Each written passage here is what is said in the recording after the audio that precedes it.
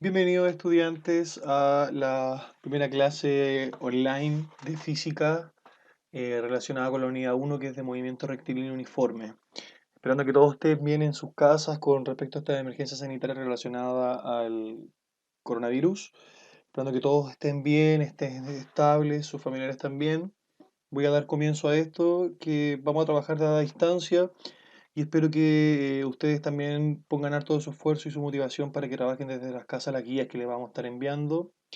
Y espero que este video responda a dudas y genere más dudas también para que pueda responderla a través del mail. ¿Ok? Entonces esto es la introducción de movimiento rectilíneo uniforme. Comenzamos. Entonces, eh, MRU son las iniciales de movimiento rectilíneo uniforme. ¿Y qué significa esto? El movimiento rectilíneo uniforme es uno de los tipos de movimientos que se pueden encontrar en la naturaleza, que es el movimiento de una partícula con trayectoria recta y velocidad constante. A ver, ¿qué entendemos de esto? Es algo que no está quieto, por eso que viene la palabra movimiento. Es rectilíneo porque se mueve en línea recta, no hace curvas, solamente es recto. Y es uniforme porque es a velocidad constante. ¿A qué me refiero que es velocidad constante? Que la velocidad no cambia, se mueve siempre a la misma velocidad. ¿Qué quiere decir? Que si está detenido, se mantiene detenido. Y si se está moviendo, se mueve siempre a una velocidad constante. Pero no hay cambio, no frena ni acelera. ¿Ok? Entonces el MRU nos permite describir movimientos, por ejemplo, de un auto que se mueve desde un punto A hasta un punto B, donde podemos ir midiendo cada ciertos kilómetros el tiempo. Y eso sería un ejemplo de estudio bajo el régimen de movimiento rectilíneo uniforme. ¿Qué más nos permite estudiar? Por ejemplo, nos permite estudiar la velocidad relativa de dos cuerpos que cada uno tiene diferentes direcciones y direcciones contrarias, por ejemplo, en este caso, y evitar quizás un choque. Saber también quizás cuánto avanzo en línea recta en un auto si es que cierro los ojos un segundo. Todo eso nos permite demostrar el movimiento rectilíneo uniforme. Y eventualmente esto nos hace el link después a la caída de los objetos o cuando los cuerpos ya tienen aceleración.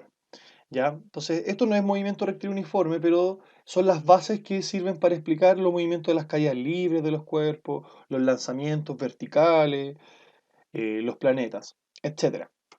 Comencemos. Entonces, el primer concepto para entender el MRU es el concepto de trayectoria. La trayectoria es un trazo que describe la forma del movimiento de la partícula. Hablamos de partícula porque en vez de estar hablando de un cuerpo grande o un cuerpo pequeño o un cuerpo mediano, hablamos de una partícula. Y esa partícula va a representar cualquier cuerpo, ya sea grande, ya sea pequeño, ya sea con harta masa o con poca masa. Entonces, la trayectoria es la curva que describe el movimiento de este cuerpo. Entonces, por ejemplo, esta trayectoria solamente se describe, se habla de ella, pero no se mide. Por ejemplo, cuando yo tiro a un avión de papel y lo lanzo, mi avión de papel da una vuelta en el aire. Esta línea que se ve acá sería la trayectoria, ¿ya? Que me muestra cómo viajó el avión, ¿ya?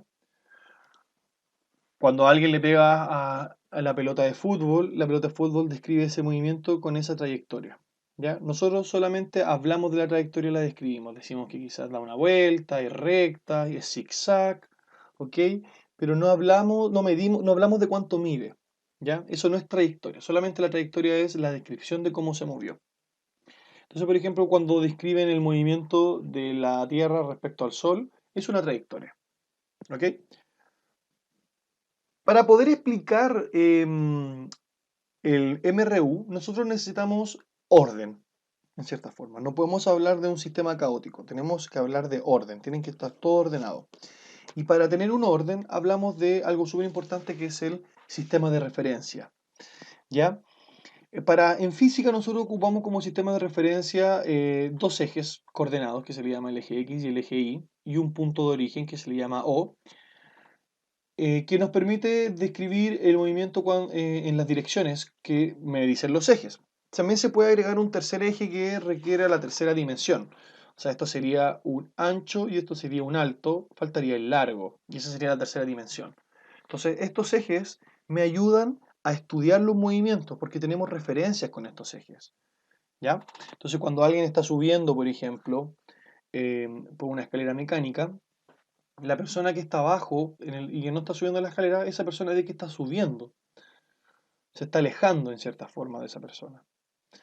Y es como también lo vería el eje X. Entonces, eh, vemos que si esta persona parte de acá, que está súper cerca del el eje X y el eje Y, y termina acá, que está súper lejos del eje Y y el eje Z, o sea, el eje X, nos damos cuenta que hay un movimiento relativo a estos ejes. Entonces, estos ejes sí me ayudan a poder estudiar los cuerpos, ¿ya? Entonces, además de medir la distancia, o sea, de forma espacial, también vamos a medir el tiempo de forma temporal, el tiempo en segundos, ¿ya? Entonces, por ejemplo, el ejemplo que está acá son dos personas, Juan y Marta. Marta acaba de subir al metro y se empieza a alejar, porque este metro empieza a avanzar. Juan se queda en el andén mirando a Marta y al, andén y al tren completo. Entonces, esto sería un ejemplo de dos sistemas de referencia claros, el de Juan y el de Marta. Para Juan, pongámonos en el caso de Juan, en los ojos de Juan. Juan está quieto, Juan no se mueve. Juan ve que el tren se está alejando hacia la derecha, ¿cierto? Ve que Marta se está alejando. Y acá, dentro del vagón, ocurre algo que le vamos a llamar evento. Y el evento va a ser una persona que se le cae algo al suelo, ¿ok? Entonces, Juan observa que el tren se está yendo con Marta dentro, ¿cierto? Pero también está ocurriendo el evento dentro de este tren. Entonces, Juan observa que tanto Marta como el evento se están moviendo junto con el tren a una velocidad. Entonces, Marta, el evento y el tren se están alejando de Juan. Eso es lo que ve Juan, ¿cierto? Perfecto. Para Marta, a diferencia, Marta, si nos ponemos en los ojos de Marta, Marta observa que Juan se está alejando, ¿cierto? Si vemos que como que Marta estuviera quieta, pero en verdad se está moviendo, ¿cierto? Marta siente que Juan se está alejando de ella, ¿cierto? Porque Juan se está quedando en el andén y ella se está moviendo. Pero para Marta, el evento que está ocurriendo dentro del andén, dentro del metro, perdón, esa persona que se le está cayendo un objeto, ella no lo ve alejándose ni lo ve acercándose, sino que lo ve siempre a la misma distancia, que es la distancia inicial que había entre ellos. ¿Por qué ocurre esto? Porque todo mi sistema referencial se está moviendo, que es el sistema referencial del metro. Y como todo ocurre dentro, podemos decir que Marta y el evento, que es la persona y el objeto cayéndose, están a la misma velocidad del metro. Entonces tenemos dos sistemas referenciales, uno que está estático y otro que se está moviendo. Y por ejemplo, si queremos describir el evento, lo podemos describir de dos formas, según Juan y según Marta. Dos sistemas de referencia. Entonces, si una tercera persona les pregunta qué sucede, Juan diría una historia y Marta diría otra. Y los dos tienen la razón, solamente que son dos sistemas de referencias diferentes, son dos formas de percibir un hecho.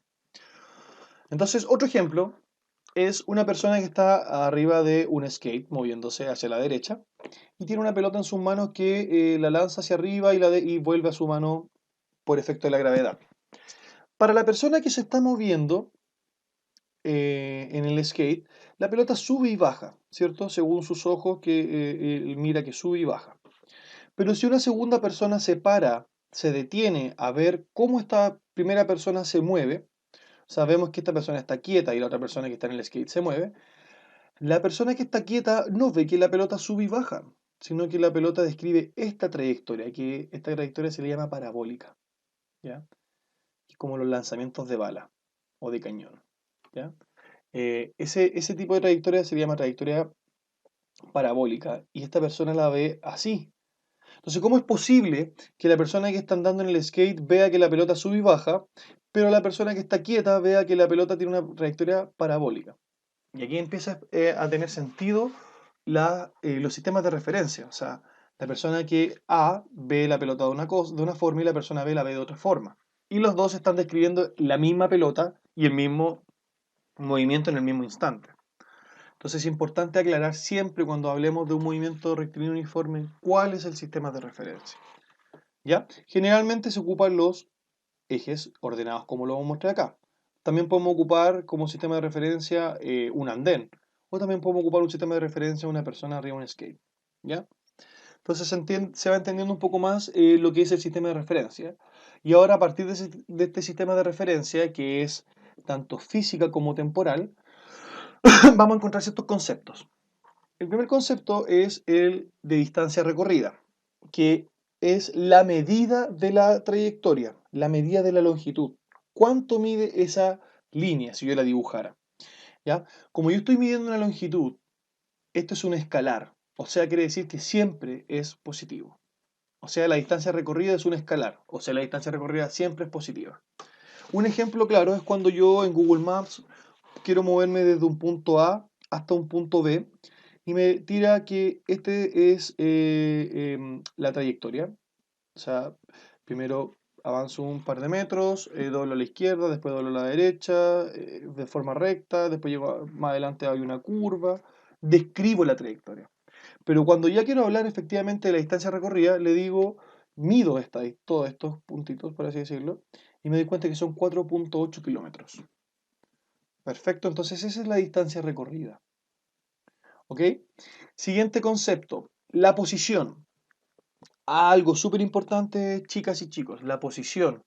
Depende de la posición en cómo describamos las cosas. Todos vemos que, por ejemplo, la luna cambia su forma, no su forma en sí, sino cómo la vemos nosotros, de acuerdo a en qué posición esté respecto a la Tierra. Algunas veces la vemos como luna llena, algunas veces la vemos como luna menguante o media luna, etc. Y esto es producto de la posición de la luna respecto a la Tierra.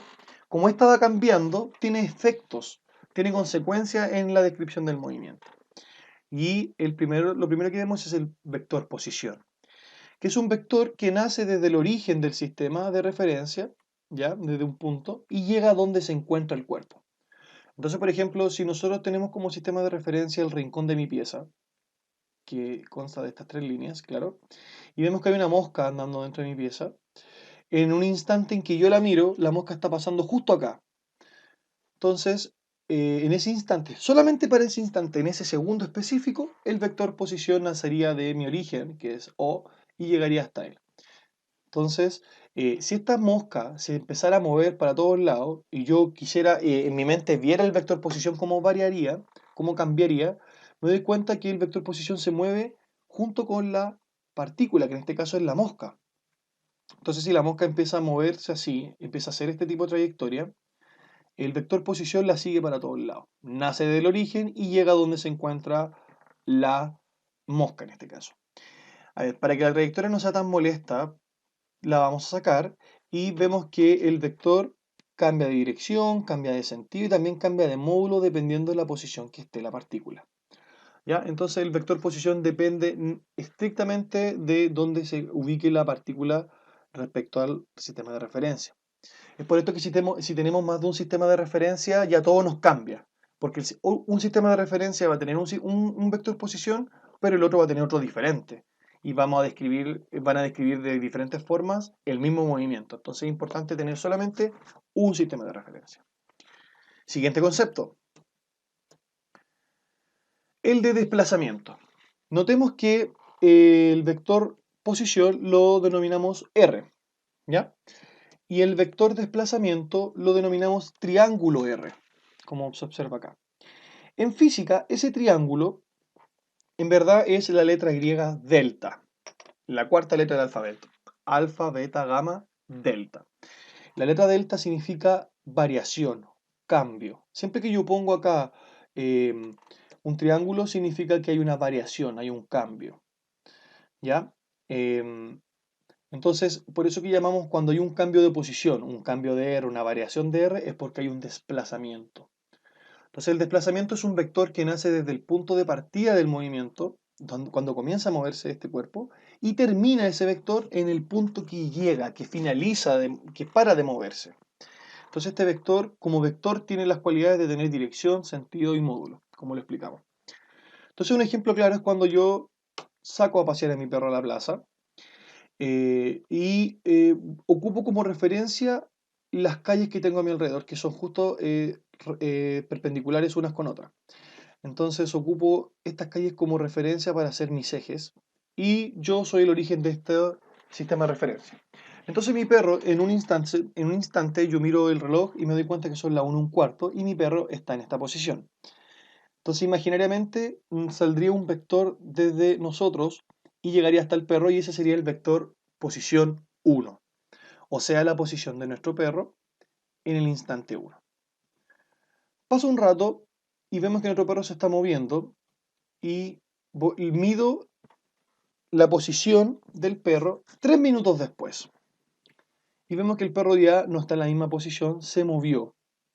Vemos otro vector posición que tiene diferente sentido, diferente dirección, incluso se ve que es un poco más pequeño, o sea, está más cerca del origen.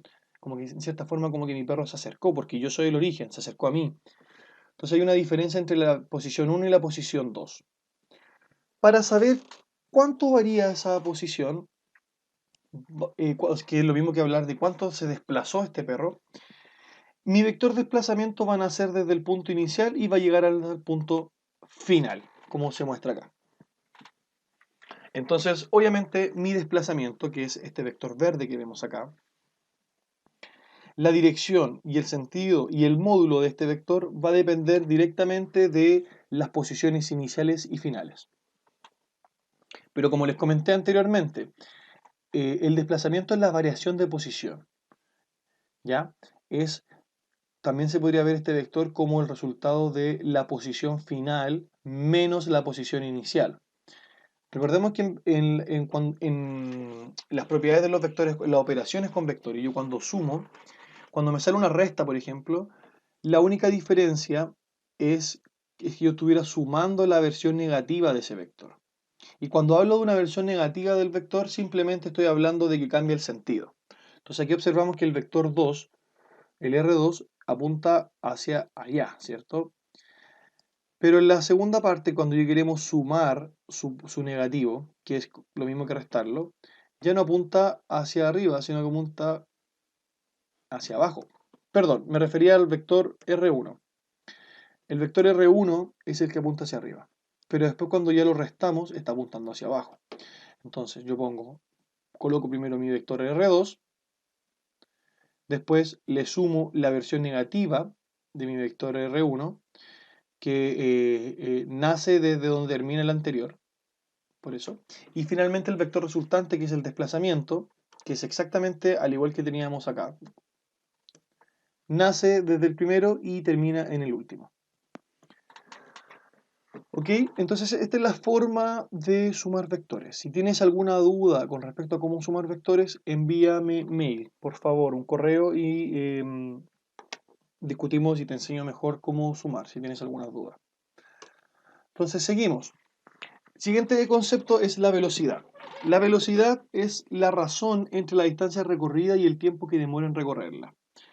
¿A qué me refiero con razón? Es la comparación entre la distancia y el tiempo que demora en recorrer. Entonces, por ejemplo, este ejemplo de acá, vemos que un auto pasa por un semáforo, pasa por un disco par y pasa por 3 semáforos después. Vemos que se está tomando el tiempo que demora en cada parte. Entonces, esa relación entre la distancia que recorre el auto y el tiempo que demora en emplearlo se le llama velocidad. A mayor velocidad significa que el auto va a recorrer más distancia en menor tiempo. Quiere decir que demora menos en recorrer distancia. Entonces, por ejemplo, si tenemos un auto que está quieto, como el ejemplo de acá abajo, que tiene velocidad cero, y está parado al lado en la carretera, ve que los demás autos pasan, ve autos que van pasando en dirección a la izquierda y en dirección a la derecha. En física, tengan diferentes direcciones, se habla de velocidad negativa y velocidad positiva. Y netamente tiene sentido con la referencia. Entonces, como dice acá arriba, el signo en general se toma en positivo hacia la derecha y negativo hacia la izquierda. Aunque no tiene que ser necesariamente así, yo puedo decir que para la izquierda está lo positivo y para la derecha lo negativo. Pero si digo que para la derecha está lo negativo, las cosas que se muevan para la derecha van a tener el signo menos. Entonces tengamos consideración de que la velocidad siempre va a tener la dirección y sentido del movimiento. El auto se mueve de izquierda a derecha, entonces la velocidad, el vector velocidad va a ir de derecha, o sea, de izquierda a derecha. ¿Ya? Entonces la velocidad, al igual que el vector de posición y el vector desplazamiento, es un vector. Tiene dirección y sentido. Yo puedo saber hacia dónde se mueve un cuerpo solamente con la dirección de la velocidad. Entonces, analicemos un ejercicio tipo de movimiento rectilíneo uniforme y la comparación de los sistemas de referencia con las velocidades. Entonces, tenemos que en un río que fluye en dirección hacia el sur, viaja un barco en dirección hacia el norte. Y en el borde del río hay una chica observando a este barco viajar. Entonces nos ponemos en la situación que tenemos a una chica que está quieta, con una velocidad cero. A esta chica le vamos a llamar observador. Por eso que tiene una velocidad O de observador. Velocidad O, velocidad del observador nula, está quieta. Tenemos que la velocidad del río con respecto al observador, o sea, cómo ve el observador, cómo se mueve el río, ve que se mueve a una velocidad de 5 metros por segundo en dirección hacia el sur, como lo dice mi Rosa de los Vientos. El observador quiere saber a cuánto se mueve el barco respecto a él. Pero también existe otra velocidad, que es la velocidad del barco respecto al río. Tomemos en cuenta que la persona que está acá afuera está quieta. Tomemos en cuenta también que el río se está moviendo hacia el sur y tomemos también en cuenta que el barco se está moviendo en dirección hacia el norte.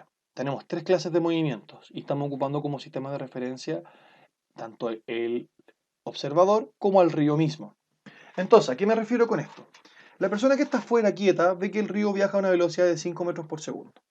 La persona que está dentro del barco saca la mano y la pone en el agua y lo que siente la mano es lo que siente la velocidad del barco respecto al río.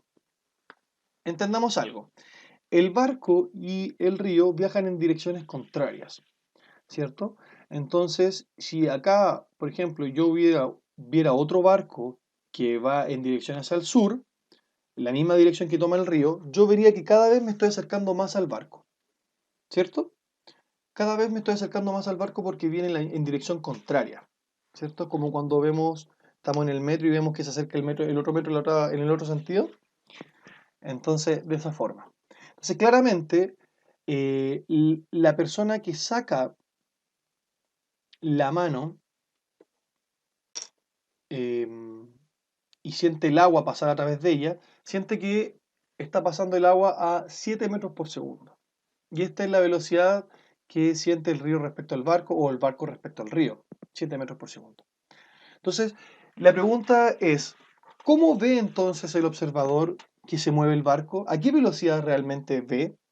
Porque, reitero, la persona ve que el río inicialmente se mueve a 5 metros por segundo. La persona que está dentro del barco siente que el río se está moviendo a 7 metros por segundo. ¿Ya? Entonces la pregunta es, ¿cómo ve el observador cómo se mueve el barco? Entonces, para explicar este tipo de velocidades, nosotros las sumamos, las comparamos. Entonces tomamos la velocidad del barco con respecto al río, que es de 7 metros por segundo. Después tomamos la velocidad del río con respecto al observador, que es de 5 metros por segundo, y la sobreponemos.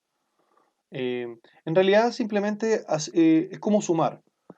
Recuerden que yo pongo el primer vector, que nace acá y termina acá, y el siguiente vector que ponga, independiente de qué dirección o sentido tenga, el origen de ese vector tiene que partir acá. Es por eso que yo cuando pongo la velocidad del río con respecto al observador, nace de acá. Y como tiene dirección contraria, termina acá. Entonces la velocidad del bote respecto al observador va a ser esta, que nace desde el primero y termina donde termina el segundo. Entonces, si nos damos cuenta, la velocidad que ve el observador en el barco es menor que la que siente el barco mismo en el agua, ¿cierto? Entonces es la diferencia en teoría. es de 2 metros por segundo.